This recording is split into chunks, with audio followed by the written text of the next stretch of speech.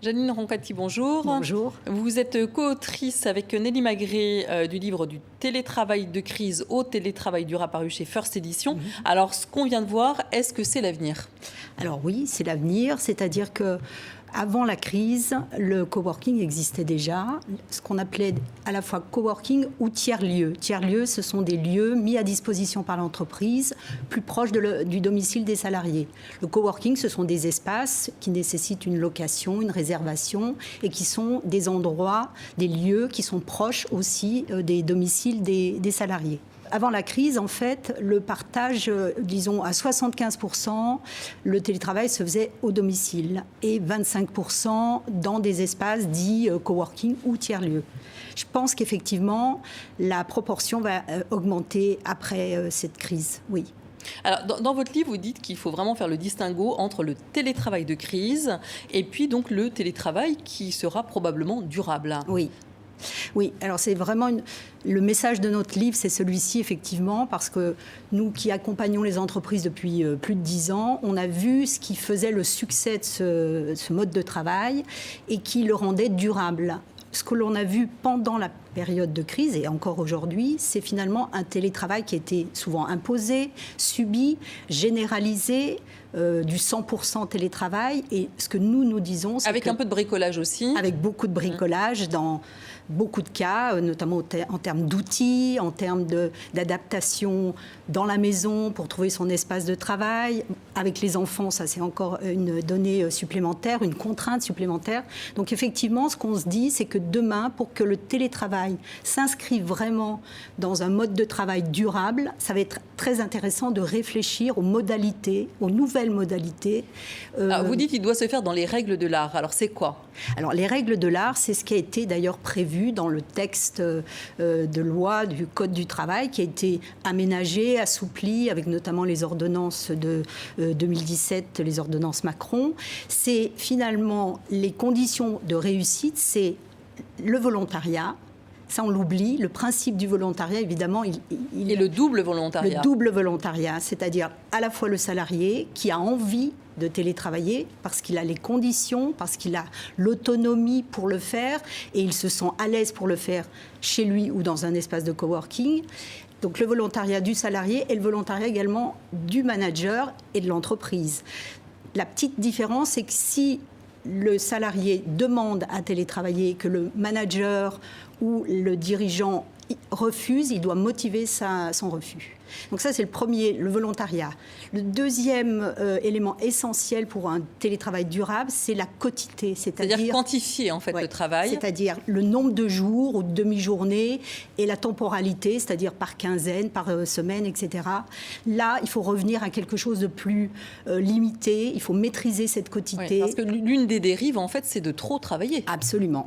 Et trop télétravailler aussi. C'est-à-dire qu'on s'est rendu compte, évidemment, ça a été la solution pendant cette période, c'était la réponse à la crise, mais 5 jours sur 5 de télétravail, ça remet vraiment en cause le système et ça met en danger le télétravail lui-même, ce qui serait dommage. Le schéma idéal, ce serait quoi finalement ? Le schéma idéal, c'est une quotité de 2 jours à 3 jours par semaine. C'est vraiment la quotité idéale. Et c'était déjà la quotité que nous préconisions avant cette crise. On a un peu été influencés pendant cette période, mais aujourd'hui, ce qu'on dit, c'est que on revient à 2 jours, 3 jours s'il y a évidemment des problèmes de santé ou une réponse à une situation très particulière.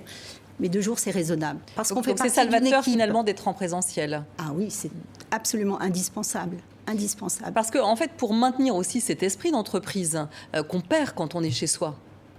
Alors, maintenir ce sentiment d'appartenance, parce que là, sur une période relativement courte, l'impact sur le sentiment d'appartenance ne se voit pas trop, mais au long cours, on va effectivement voir ce sentiment se déliter. Donc c'est extrêmement important d'insuffler, de remettre du collectif, de remettre du partage de valeurs communes de l'entreprise. Donc une culture aussi d'entreprise à distance, c'est pas évident à mettre en place. Donc tout ça est extrêmement effectivement important.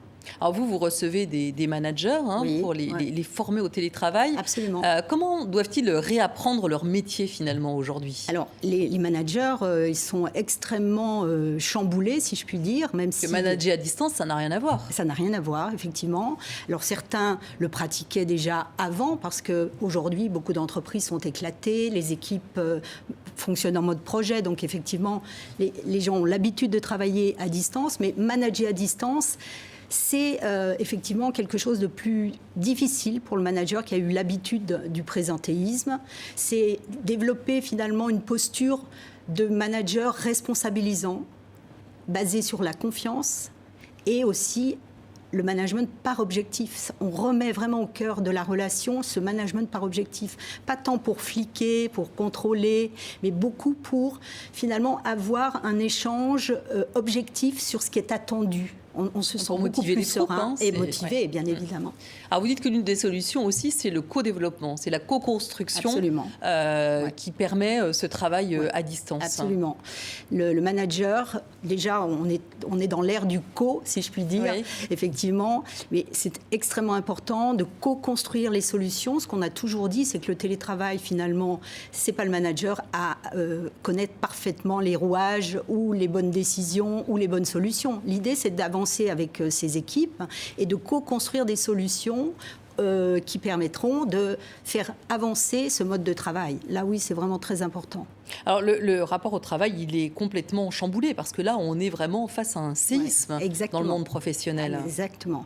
Et c'est pour ça, d'ailleurs, qu'on distingue télétravail de crise et télétravail durable. C'est qu'au fond, la valeur travail, le travail prend une place totalement différente. C'est-à-dire que cette notion d'identité par le travail, elle est en train d'être remise en cause. Chacun maintenant, et on le voit déjà par les gens que nous côtoyons, finalement intègrent davantage leurs engagements généraux, c'est-à-dire à la fois de leur sphère personnelle et sphère professionnelle pour façonner leur identité. Donc ça, c'est intéressant. On va vers quelque chose de nouveau, effectivement, autour de l'identité.